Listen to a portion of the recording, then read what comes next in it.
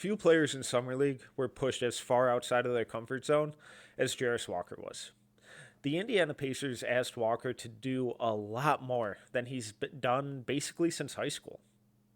Up to this point, Walker has mostly been a power forward or a small ball center who's been out there for defensive purposes and play finishing. Sure, anything else he offers on offense has been kind of a cherry on top, but his responsibilities in terms of creation and scoring have been minimal. In the Las Vegas Summer League, the Indiana Pacers asked Walker to do a lot. They were having him initiate the offense, having him be an on-ball scorer, a primary playmaker. They ran him out there as the small forward, not the while also playing with other power forwards and centers. There was a lot that Walker was asked to do that he hasn't done since high school. Now, in high school, he showed a lot of these skills and abilities, and it's why I was so high on him coming out of Houston. But it's high school. Now, it's a very good high school with IMG, and they play a lot of really high-level competition. But at his size, at his athleticism, with that just kind of baseline skill level, those types of players can just inherently do a lot more. The higher up skill levels you transition, the harder that becomes. And what Walker showed at Summer League was incredibly impressive. Players who are asked to go outside their comfort zone, they either sink or they swim. And while there were some bumpy waters, Jarace Walker absolutely swam. Let's dive into some of the shooting improvements that he showed, but more importantly, a lot of the playmaking stuff that he showcased and really popped in Summer League, because it could be a really important part for how the Pacers kind of operate their offense and utilize Jarace Walker next year. I'm Tyler Metcalf. Welcome to Film School. Let's dive in. The biggest question mark with Jarace Walker's game has almost always just been his shooting, and it's one of those things where unfortunately is he going to shoot or not? Now, obviously, there's way more to Walker's game than just that, but it looks like his shot is really starting to come around. It's obviously small sample size, just being at Summer League, but Walker shot over 50% from three off the catch and over 36% from three off the bounce. Small sample size, but it's what you want to see. And more importantly, what you want to see is the confidence improving and some of the mechanical issues kind of being cleaned up. One of the biggest issues with Walker's shot in the past was, especially high school and college, was that he would always lean back and kind of fall out of his shot while he was shooting it, and that just it screws up the fluidity of your motion, and it just takes a lot of the power and the strength and the distance out of your shot.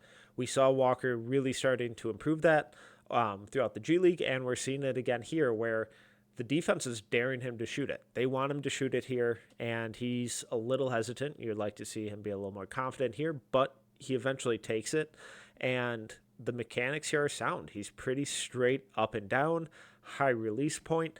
The biggest change here from what we saw from him in college is that he's not falling out of his shot. And being able to do that allows him to get the shot off quicker and get it there with ease, and he drains it. We also saw Walker shoot confidently while playing more in that kind of primary initiator role. And again, we see the mechanics are consistent and they're sound. So as Walker kind of gets the offense running here, just goes into a little pseudo weave action here, a little handoff, straight into a pick and roll, and the defender goes way under. Defenders have always done this to Walker. They've always dared him to shoot. And it's looking, if Summer League is any sort of indication of what we could see from him next year, it's looking like that could really start changing. And if it does, that's where the rest of this video becomes even more fun. And that's where Walker's kind of offensive impact gets really exciting. But Sheboy kind of does a good job of dragging the defender a little deeper, even though he was already going under. Sheboy does a good job of dragging him a little deeper. Walker steps into it confidently.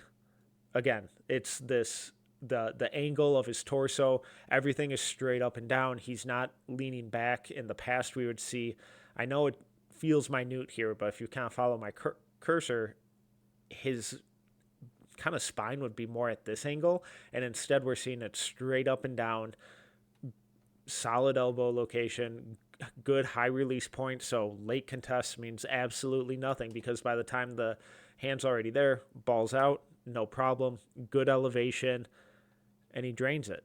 This is really confident shot making, and this is the type of stuff where if Walker can take and make one or two of these a game, it really transforms what else he can do on offense and what else the Pacers are kind of able to run with him on the floor. Walker's shooting improvements are a must. They're super important to his game, but something that I feel like has always been really underrated with him is his playmaking upside, where at IMG, he kind of ran point guard for them in high school, and it's a skill that he just really hasn't been able to fully unlock and fully showcase. I think that is until this summer league. Now, I know. You're going to run to the box score and you're going to be like, well, Metcalf, he has a turnover rate, or he had a turnover rate of 27 and an assist to turnover ratio of 0.83. Yes, those are bad numbers. Guess what? I don't care. Doesn't matter to me at all, because Walker was put so far outside of his comfort zone, asked to do a lot of really tough things and really stretch the limits of his capabilities and take some risks. Those are inherently going to lead to a lot of turnovers, especially in a chaotic setting like Summer League. He's not going to be asked to have that type of playmaking volume with the main team. But when we see him in situations like this, which is going to be one of the more kind of common areas that his playmaking can really shine, is just creating the short roll and being able to use his rim pressure to then set up shooters. So he's going to run just a solid side pick and roll here. His screen clears out the primary defender, and he's a little late to react here, but I think that's because of the position he was being asked to play and playing with Oscar Tshiebwe as well, who's typically down here in the paint. So that inherent instinct to crash the boards and cut and roll hard was just delayed for a quick second, but he eventually gets there, rolls hard. Tristan Newton does a good job of kind of moving the defender, delivering the bounce pass, but at this point, the help defenders, I believe that's Oso, is kind of already on his back. Walker's buried under the rim, and he sees that this defender, I believe that's Michael DeVoe, is completely ball watching and has both feet in the rim. So that's a long distance that he has to close out to Johnny Furphy, and he doesn't really know where Furphy is. So instead of forcing something at the rim, Walker lets his momentum kind of carry him to the baseline, release that ball at an angle that DeVoe can't deflect, gets it out to Furphy, who has a ton of space and a wide open corner three. He just can't get it to fall. But being able to create for shooters and play make out of the short roll like this is something that Walker is not only capable of and comfortable with doing, but could be really beneficial given some of the shooters that Indiana has. Another very realistic area of the game that Walker's playmaking can pop with the main team next year is in transition, whether it's his individual ability to kind of grab and go or just running with the team. We know that Indiana plays fast. We know that how prolific their offense was last year, and a lot of that is because of how they just push the pace. And Walker can really help elevate that. So here, he just kind of fills his lane. No one picks him up as he receives this pass. He was behind the play initially, so he knows where everyone is. As he's kind of coming down, well, I guess Tshiebwe's a step behind, but Walker has view of the entire floor here, so he knows where every single player on the court currently is. As he comes up, he knows that Tshiebwe's going to be crashing. He gives a little peek over his shoulder. He sees that Tristan Newton's man is basically sticking with him since his back is turned. Oso has to step up, and the fifth defender still has yet to cross back over half court. Tshiebwe is a rim runner. He's an interior finisher. Jarace knows this. He knows his teammates, and he knows that Tshiebwe's crashing hard here. He gets Oso to fully commit, delivers a bounce pass to Tshiebwe. Little low, needs to clean that up.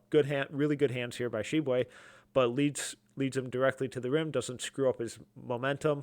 Just one more time, simple stuff, but it's where Walker's vision, awareness, and passing ability can really pop with the main team.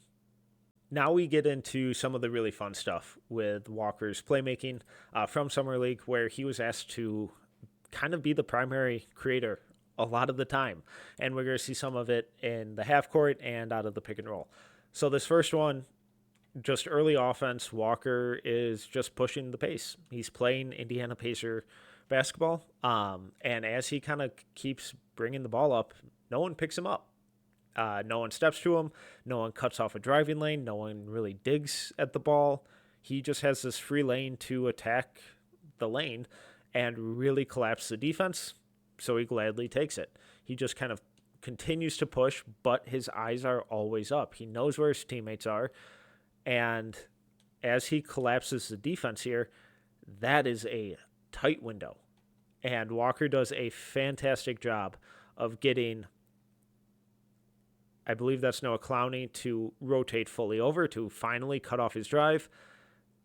He gets the perimeter defender to collapse on him, and he reads that this weak side defender isn't cutting off Enrique Freeman's cut either. So as Walker brings this up, his eyes are to the weak side. He knows that he doesn't have a teammate in the corner, but that Enrique Freeman is crashing hard here. Just continues his drive, gets both defenders to commit. Weak side defender doesn't fully rotate over.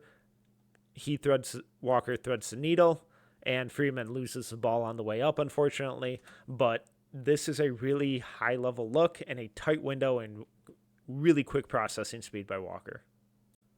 The biggest leap in playmaking improvement that Walker showed was definitely out of the pick and roll. Now, I don't expect Walker to join the Pacers main team and be a pseudo point guard, but if he can act as a second side creator and facilitator out of some really fun actions, there are a lot of signs that that's more realistic than some are willing to admit. So right here, just kind of standard side pick and roll. Walker comes off the screen, attacks downhill, forces the weak side rotations. So I believe that's David Roddy has to step up. Oso has to collapse down, which leaves Furphy wide open in the corner. And that's what Walker's reading the entire way he drives. His initial look is, okay, is someone stepping up to cut off my drive? Yes. Is Sheboy being left alone in the dunker spot? No. Okay, then where's this defender? He's not obstructing the lane to the opposite corner shooter. So there's going to be a big old passing lane there for Walker to exploit. And Walker does a really good job here of jumping straight up and down, avoids the charge, delivers the shot or the pass a little off target, makes Furphy kind of go down and get it. That's something he really has to clean up, is the accuracy and the consistency of the location, because great shooters will adjust to that, but average shooters can really, really benefit by putting that ball directly in their shot pocket. Furphy goes down and gets it, drains the shot regardless, but one more time, full speed. Great job of just kind of reading and processing that weak side. Finally, saved the best for last. This was arguably the most impressive pass of all Summer League.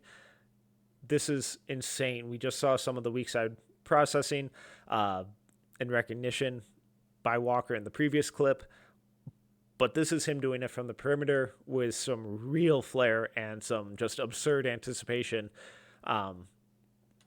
especially given his position and kind of archetype. So off the bat here, just standard high pick and roll, basic stuff. He attacks downhill. Minnesota does a really good job of kind of blitzing this and not allowing Walker to get downhill, where he can really maximize his strength and kind of interior scoring. But instead, Walker is reading Josh Minot here on the weak side, and he knows that Minot is going to be, if he's doing his job correctly, he's going to be rotating over to tag Sheboy, since Leonard Miller is so far up and really disrupting Walker at the point of attack. Instead, Walker stares down Sheboy, but makes that skip pass all the way to Furphy because of where Minot is. He has both feet feet in the paint, more or less, makes an absurd skip pass off balance through traffic and sets up for Furphy for an open three that doesn't fall. But there's a slight kind of hesitation here in Walker's delivery too that gets Minot to commit just that extra half step. For a power forward, small ball center, whatever you want to call him, for him to be making this type of read where he's slamming on the brakes like this, getting the initial help defender to leave his feet and commit, and then getting the secondary low man weak side defender to fully rotate over and buy into that the pass is going to the roller while also making that skip pass. That's something that we see from really adept playmaking point guards who have been doing it for years. Walker hasn't been doing this for years. He hasn't been doing this in a while, and yet he's making passes like this. That's really, really special stuff. A lot of the reactions that I saw to Jarace Walker's Summer League were perplexing. It was a lot of kind of just hand-wringing over the turnovers and some of the efficiency questions. But from a process standpoint, everything we saw out of Walker was exactly what you want to see from a second-year player being put in an incredibly uncomfortable position and asked to do a lot of things that they haven't done in years. I thought Walker's Summer League was fantastic. Sure, some of the playmaking stuff needs consistency. The passing accuracy was a little off. The turnovers were a little high. That's fine. He's not going to have that type of usage or on-ball creation responsibilities with the main team. But instead, if we think about him coming off the bench as that third or fourth offensive option, as that facilitator where ball swings to him on the second side and he's running a pick and roll or DHO out of there, some of the DHO keeper stuff, creating out of the short roll, grabbing and going and pushing in transition, finding teammates open in the corner, pick and pop game improving, everything from a process standpoint, from a recognition, awareness, fundamental improvement in terms of shooting. It was all monumental steps forward from what we saw last year and the year before that. Jarace Walker is improving in all of the areas that he should be improving on the offensive end. It was a really important summer league for him, and he showed that there's so much more that he can and likely will do on offense. The question at this point is just kind of how quickly is he going to be able to do it for the Pacers?